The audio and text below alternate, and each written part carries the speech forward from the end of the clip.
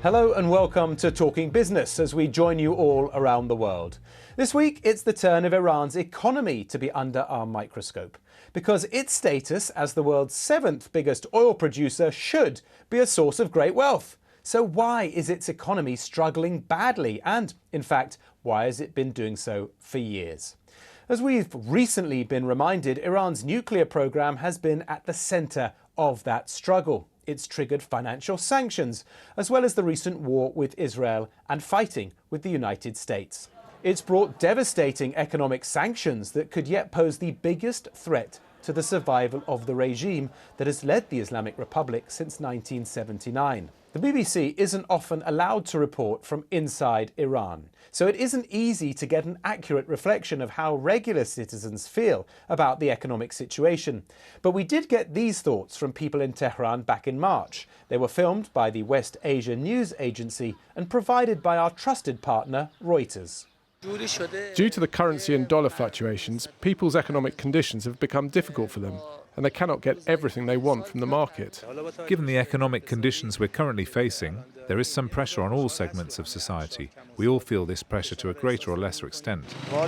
Given the sanctions, downsizings and economic conditions, not only the market, but also everything else is in a bad state. In these financial conditions, people can't afford to buy things. Look, the economic situation, there are always problems, but I personally am not very ungrateful or unhappy because I believe that sustenance and our ability to survive is in God's hands. So why are people feeling downbeat about their livelihoods? Iran's economy is hard to measure, but this graph shows how sanctions in 2011 and 2018 had a big impact on growth, which has only just recovered despite the population growing to 92 million people. Over time, it has become harder for Iranians to make ends meet. Household spending in big cities is down 30% since its 2008 peak, and in rural areas it is down more than 50%. One reason people have less money to spend is that less people are working. That's partly because less women are working due to government restrictions. Another big problem is inflation. The latest official numbers show prices for goods and services rising at a yearly rate of a whopping 34.5%, fueled by mismanagement of the public finances and international isolation. And in a speech in March, Iran's Supreme Leader Ali Khamenei acknowledged as much. Yes, sanctions are not entirely without effect, but it isn't the case that if our economic situation is bad, it's only due to sanctions. No, our own negligence sometimes has an effect. And not just sometimes, most of our problems stem from our own negligence. And a large part of that is how the huge sums Iran makes from selling oil are used. Billions are being spent on weapons for itself and regional allies, as well as on Iran's nuclear program and the government's security forces. That money has flowed in despite sanctions, as Iran pumped more oil and other energy last year than it had done since before the Islamic Revolution in 1979. And although export income is nowhere near the pre-sanctions peak, it has risen in recent years and now brings in around $78 billion a year. How? Well, the vast majority is going to China, despite Western sanctions, that President Trump had considered lifting. I'm for stopping Iran, very simply, from having a nuclear weapon. They can't have a nuclear weapon. I want Iran to be great and prosperous and terrific. We did try asking for an interview with Iran's recently appointed finance minister and the governor of the central bank, but we didn't get any response. And as it's so difficult for anyone inside Iran to speak to the BBC, instead we turned to an Iranian economist who monitors the country closely. He's at the Vienna Institute for International Economic Studies. Mahdi Godsi, welcome to the show. Hello, thank you for the invitation. I want to begin by asking you how Iranians are coping day to day with soaring inflation that means goods and services there are costing roughly 40% more each year. Yes, so since 6 years ago, when President Donald Trump in his first term in office withdrew the US from the Joint Comprehensive Plan of Action and imposed crippling secondary sanctions on the Iranian economy, since then, inflation is hovering around 40%. And it was a very high inflation because prior to that, it was less than 20%. And since 6 years ago, Unfortunately, because of the austerity measures that were introduced by President Raisi, the real income of employees, public employees, minimum wages in Iran have decreased by about 50%. And this is what Iranians are suffering from. And this means a huge amount of pressure on their household income, on their costs, so they cannot spend as much as before. But when we talk about Iranians coping from day to day, how bad is it getting for people in their daily lives? There is not enough food on the shelves of shops. And because of supply shortages, that is coming actually because truckers strike about a month ago, about 2 months ago that it started. So there is a huge supply bottlenecks and prices are increasing and increasing. People may wonder, why isn't the government, though, managing to keep prices, wages and jobs under control with an economy growing at 3% a year? Yes, the economy is growing, it's still growing, and so much of this growth is due to increased oil exports that was being facilitated at the time of the Biden administration, who turned blind eye on Iran's exports of oil to China, to Malaysia, to India. So there was some growth, but the growth was not in other sectors of economy. About 70–80% of Iran's gross domestic product is going to Iran's public budget. Iran is dependent on lots of intermediate and primary commodities, foodstuffs, pharmaceuticals that are being imported from outside. And if Iranian government continues to devalue its own currency, it means that prices of these imported goods would again continue to rise. Is it not only the lack of both an independent central bank, but also a lack of investment in badly needed infrastructure like electricity and water, which has shortages of both? Are those exacerbating the problem? Of course, lack of investment in the past, let's say, decade, or even since 2011, since 2012, when the sanctions intensified, the business environment in Iran has never been good. And due to that, investment has been declining. So infrastructure is becoming rusty. And the Iranian government does not manage to supply enough utility, energy, electricity, even water in certain periods. So given all of this, lack of private investment, lack of public investment, the situation and the living standards are not being improved. It's surprising because on the face of it, a country that is the world's 7th biggest oil producer should be wealthy and thriving. So where is the estimated $78 billion from oil sold abroad last year going? Because of sanctions, because of mismanagement of the government, because we're dealing here with an autocracy that tries to conceal information that is not transparent. We don't know exactly how much of it is going through different commodities and products. So some parts of it, some parts of Iranian export is being transferred to imports of commodities like foodstuffs, like livestock feed, like medicine, pharmaceuticals.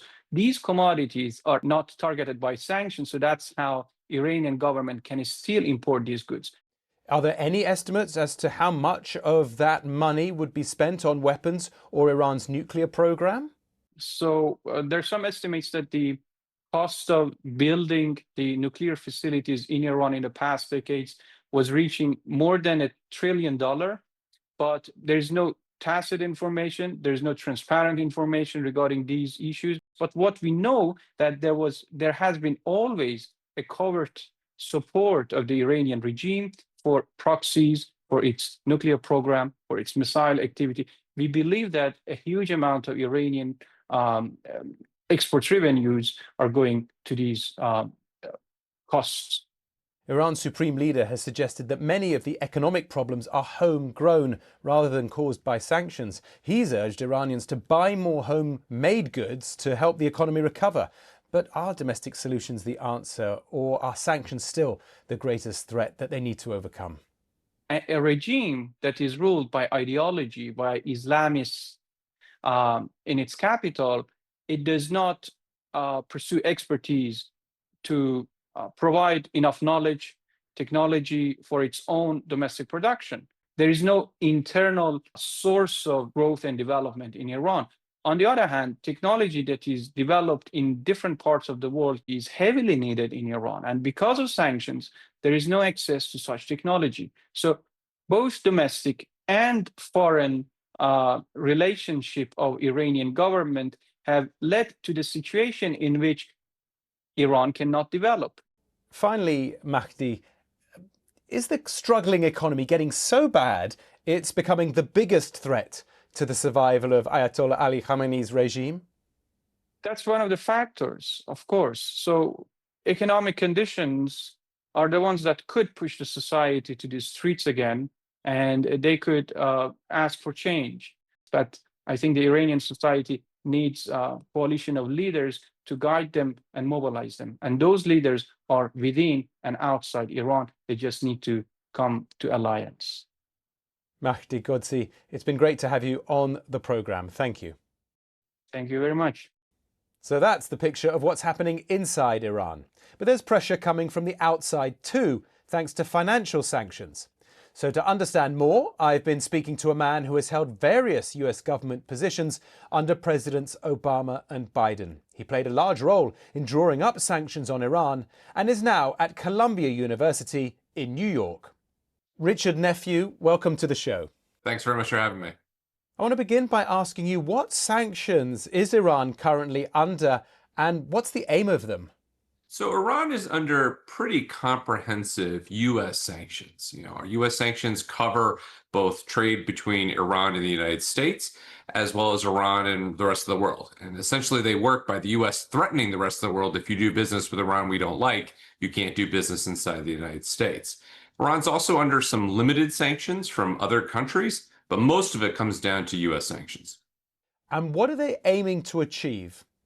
The objective of U.S. sanctions is generally to try and change Iranian policy, either as it relates to the nuclear program, missile program, its regional activities, so support for groups like Hezbollah, Hamas, the Houthis in Yemen, those sorts of groups that the U.S. has concerns with. Sanctions are also focused on human rights, they're treating their own people. And so U.S. sanctions are intended to change those kinds of policies into a direction that we think make more sense either for international security or for the safety and security of the Iranian people. And how effective are they proving? Because Iran's economy has been growing for the last 5 years and it benefited from $78 billion from oil exports last year. Yeah, sanctions are leaky. I think the reality is that sanctions are never going to be as waterproof as people think they are, that there's always going to be some ability for smuggling activity or evasion to take place. Chinese are willing to continue doing this business, and the United States has been unwilling to go after Chinese banks and other financial entities that might change some of that decision making. So there's a lot of leaks, and the Iranians are benefiting from that, although, of course, not to the extent that they would be if there were no sanctions in place at all. But how effective are they? I mean, why has the US Treasury added more sanctions on oil purchases and transportation this month? Is it another sign that they've just not been effective enough so far? Well, the funny thing about sanctions is I think there's sometimes an impression that you impose them and then everything's done. But sanctions maintenance is as big a task as the imposition of sanctions in the first place. And that's because the party that is being sanctioned takes steps to evade those sanctions. So the Iranians are every day trying to find new ways around the sanctions because, of course, they would like to be able to sell oil. They would like to be able to make money. They have a national interest in being able to do so as well, which does mean that you have to continue to apply attention, effort, intelligence resources, and similar to the task of trying to close those loopholes and work to make them as effective as possible. Recently, Iran's threat to close the Strait of Hormuz spooked oil markets. But can the world live without Iranian oil? And would closing the straits actually have been too costly for Iran in terms of losing its own oil exports? The world can live without Iranian oil exports. At this point, Iran is exporting around 1.5 million barrels per day of oil. That is easy to make up within the global market that we've got. The problem is the Strait of Hormuz doesn't just simply control Iranian oil exports, but also oil that would be coming from other countries on the Persian Gulf. And there are ways to try and bypass it. Those ways are less efficient, they're more costly, and they're not as effective in moving oil as just simply putting it on a boat and moving it through the Straits of Hormuz. So why did they blink then? Was it because they wanted to hold on to their own export money? First, there is an impact on their own ability to generate export revenue through the sale of their oil. But second, there's a high risk that it would escalate the conflict. The Iranians can close the Straits of Hormuz, but they probably can't keep them closed. The United States Navy, working with partners, has practiced for years reopening the straits, including minesweeping activity that would eliminate Iran's ability to keep the straits closed. And so if you're going to make that kind of decision, you have to be sure that it is worth the cost that you're going to bear. Why does China consistently risk buying Iranian oil, which funds fighting of the US and Israel, when there is spare capacity elsewhere? I think the Chinese perspective has long been that they would like to be able to have a positive transactional relationship with every country in the Middle East. It behooves their broader political agenda, and they know that if they had to have that curtailed, they could live without. Thus far, the Chinese have been calling the US bet, and the US simply hasn't stood up to it. There's no indication that the Chinese are making significant sustained cuts in their purchases of Iranian oil. Frankly, they've been maintaining around 1 to 1.5 million barrels per day of purchases for a couple of years now, and I don't see any chance that that's going to change without some kind of stimulus from the United States. So is it a case of the US issuing hollow threats to China? And if so, why? I think the United States has issued threats to China that it would really rather not take. Certainly, the U.S. has imposed sanctions on Chinese banks in the past. Bank of Kunlun back in 2012 is a clear example. The United States imposed significant sanctions on the bank, precluding it from having any access to the United States. I think the Chinese recognize that there is that risk that the United States would act again. It's part of the reason why I don't think that these threats are hollow. But there is also significant risk that comes to the United States from having Chinese financial institutions under sanctions, especially in the context of the global trade environment and the desire on the part of the Trump administration to try and improve trade ties. If there is sanctions relief, could that open the Iranian market up to foreign companies? And could that happen in the next few months, the next few years? And what would that mean for Iran's economy? I think that if there was a deal and if it included extensive sanctions relief, there would still be a lot of difficulty in getting business into Iran. There remain security issues, there remain cultural issues, there remain suspicions about expropriation and those sorts of things that the Iranian state may engage in. There are still reputational concerns with being associated with a government that chants death to the US, death to Israel, that supports groups that have aid terrorist attacks on U.S. interests, Israeli interests, European interests, for many years. It would require a lot of leaps of faith by big banks and by big companies, and thus far we've not seen them. If that all took place, I am absolutely convinced that the Iranian economy could expand significantly. The reality is that Iran has a large population, a well-educated population, and after years of economic deprivation, and a motivated population to also make the most of these opportunities. It's just a question of whether or not all the non-economic issues can be addressed to make that a reality. Richard Nephew, it's been great having you on the show. Thank you. Thank you very much.